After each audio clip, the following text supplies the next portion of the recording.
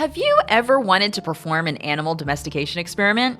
Well, Dmitry Belayev and Ludmila Trut did in the Soviet Union in 1958. They began experimenting with Russian silver foxes, hoping to recreate the domestication process of dogs thousands of years ago. Now, in the 21st century, you and up to 5 other players can recreate their fox experiment on your table. Select the friendliest foxes, breed them, study your results, and record your findings. After several fox generations, the player who finishes the most research and pleases their patrons will come away as the winner.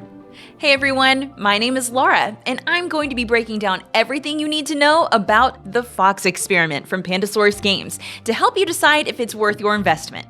I'll cover the turn summary, thematic connection, player count adjustments, comparisons to similar games, target audience, and the estimated time commitment. But first, let's get started with the game objective. The Fox Experiment is a dice rolling, writing, and drafting game for 1 to 6 players, though an expansion is required to add the 5th and 6th players. Over the course of 5 rounds, or generations, you will draft fox cards and breed them to manipulate the traits of future generations, all with the objective of meeting research goals. You will earn points by breeding friendly foxes, progressing on study levels, satisfying patron requirements, and generally being a great researcher. Each round is broken up into 4 phases: selection, breeding, research, and administration. At the end of each generation, any new pups bred become available to breed in the next round, thus providing a new mixture of traits to experiment with in future generations. After 5 generations, you'll total points earned from studies, patrons, upgrades, fox friendliness, and supplies, and the player with the most points wins the game. Much of the gameplay in the Fox Experiment takes place simultaneously. The amount of time spent waiting for your turn is minimal, and after each round selection phase, players are mostly left to perform actions on their own. In the selection phase, players take turns drafting male and female parents and placement on the turn order track. Traits are represented on 4 different colored dice: curly tails, floppy ears, barking, and spots. Throughout the game, you'll also have opportunities to gain friendly dice and tokens that will come in handy when breeding. During the breeding phase, you'll take the trait dice that each parent provides and any friendly dice you have, roll them, and record the resulting traits on a newly birthed pup. There's an interesting element to resolving the trait dice. Some of the faces display full symbols, while others have half symbols, and some have a mixture of both. You'll need to strategically place the dice to complete as many symbols as you can in order to record as many full traits on the new pups as possible. This is when those friendly dice and tokens come in handy. This symbol is considered wild, so you can use it to complete any trait symbol you'd like. You're trying to breed generations that fulfill the requirements shown on your study cards. Study cards are divided into 3 levels, and you must complete each level sequentially. To progress on this study card, I'd need to breed foxes that provide curly tails and barking traits. After determining how you want to arrange your dice, you'll record the results on a blank pup card, and you even get to name each pup. You can be as mature or childish as you want. You'll also total the number of traits you were able to record, and that will provide a friendliness score, which will be important later. If after rolling the dice in the breeding phase, I have at least the matching amount of symbols on the newly born pup, I can, in the research phase, complete the corresponding level by placing a fox meeple on it. Or would it be a feeple? A foxeeple? Okay, are we really doing this again, Spencer? I mean... These people have heard this joke before. Can we get some new material in here? It's funny every time. I don't think so. If meeple is a short term for my people, then the correct term in this instance for my foxes would be moxes. See how that works? I see. Okay, glad we're on the same page. Me too. Yeah. During the research phase, you'll also collect trait tokens for the circles you filled in on the pups and can spend them to unlock upgrades like additional study cards, friendly dice, the ability to breed additional pups, and patrons. Patrons provide immediate benefits and end-game scoring bonuses. The final phase of the round is administration, which is essentially a cleanup phase. You'll do things like moving new pups to the kennel, resetting turn order, and clearing previous generations. Don't think about that last one too much.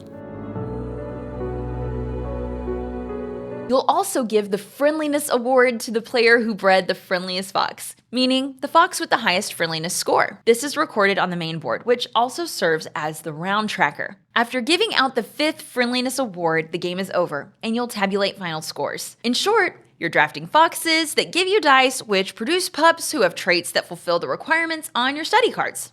Why couldn't I have just said that from the beginning? You should know that because of how the game flows, there's very little downtime.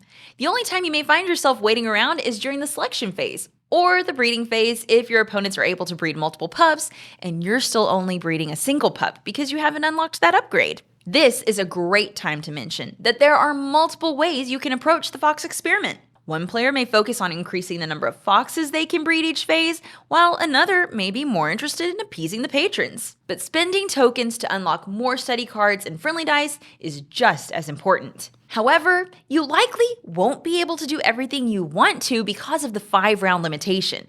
So one of the main puzzles of the game is to figure out the right balance of study cards, upgrades, patrons, dice, and number of pups you can breed each generation. While the bulk of the game is performed simultaneously, that doesn't mean your opponents can't mess up your plans, or vice versa. Turn order is critical in the selection phase because usually you'll want the first pick of the foxes.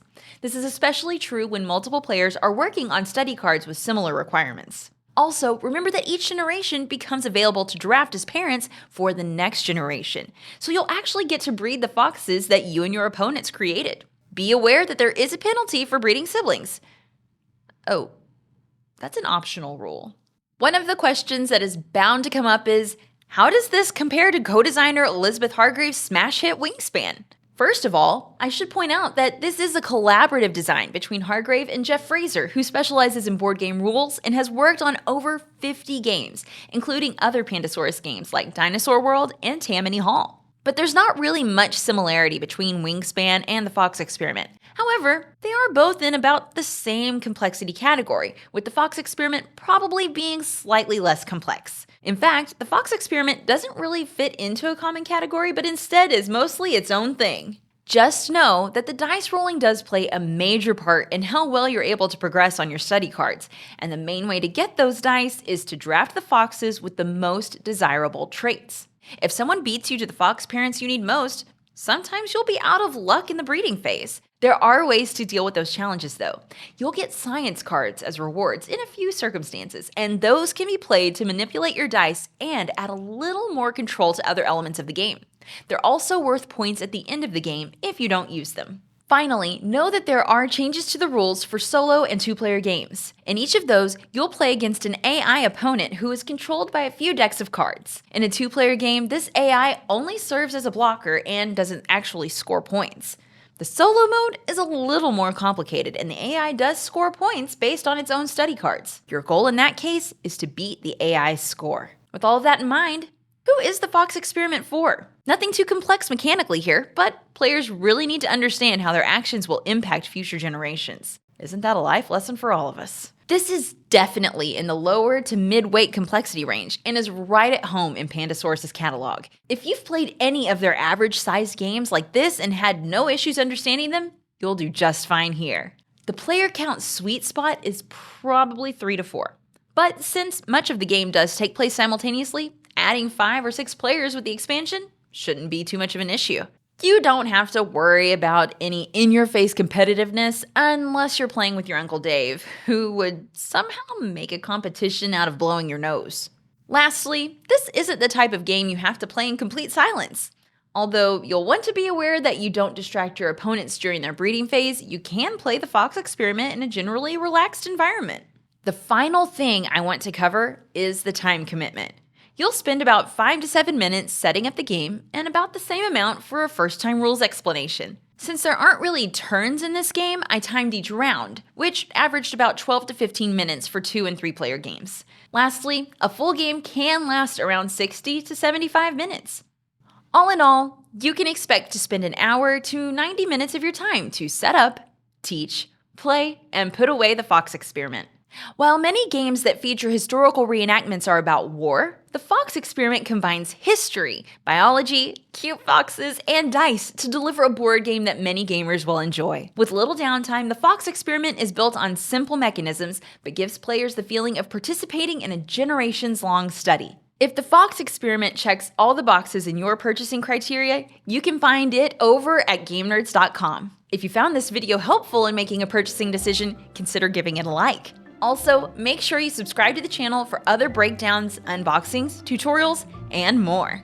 Finally, feel free to leave me a comment if you have any questions about the fox experiment, or tell me what you would name your pet fox. Once again, my name is Lara, and I want to thank you for watching this video.